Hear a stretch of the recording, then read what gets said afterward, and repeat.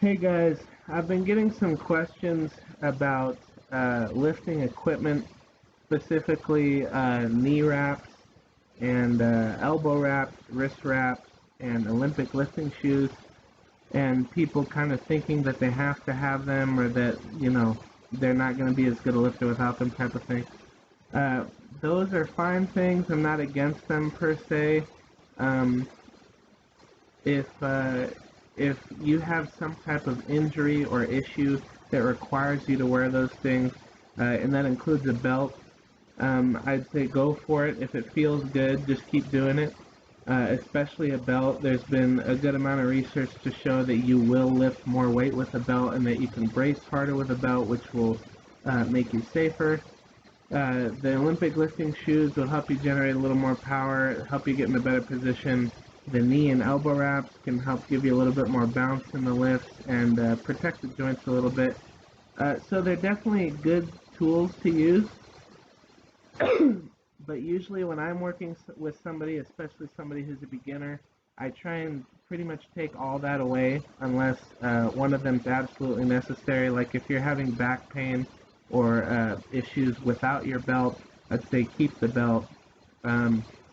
But in general, if you're not having any issues and you don't need those things, I usually say let's set them aside for now, and maybe closer to a competition. If you're planning on lifting with those in the competition, then that would be a good time to use them and practice with them. But I really am a firm believer in my training and my clients' training, building up ourselves without the use of equipment. None whatsoever. We should be able to squat, we should be able to bench, and we should be able to deadlift without the assistance of different equipment. Again, the equipment's not wrong. There's tons of really, really strong guys that use the equipment to great effect, and it's fine. But we shouldn't have to have it. You shouldn't have to say, oh man, I forgot my Olympic lifting shoes at home, so now I can't squat because my squat position's crappy, or something like that. Another reason is you don't want to have to rely on those things to be strong. If somebody asks you to help them move their furniture, you can't say, hold on, let me go get my belt. We want to be strong all by ourselves without the use of that assistive equipment. So I would say if you do plan on competing with a belt, knee wraps, Olympic lifting shoes, that's fine, that's wonderful. Just a small recommendation would be have phases of your training where you're lifting with no equipment assisting you. No belt, no shoes, no wraps, no nothing. Learn how to be strong, learn how to have good technique, and learn how to brace properly without those things. And if you're having pain and you're struggling with something that the equipment is helping you overcome, that's fine.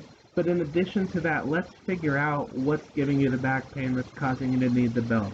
Let's figure out what the issues are with your squat technique that causes you to feel like you need Olympic lifting shoes to get into a good position.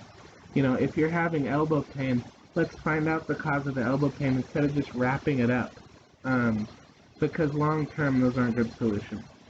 So those are just some tips, some words of advice.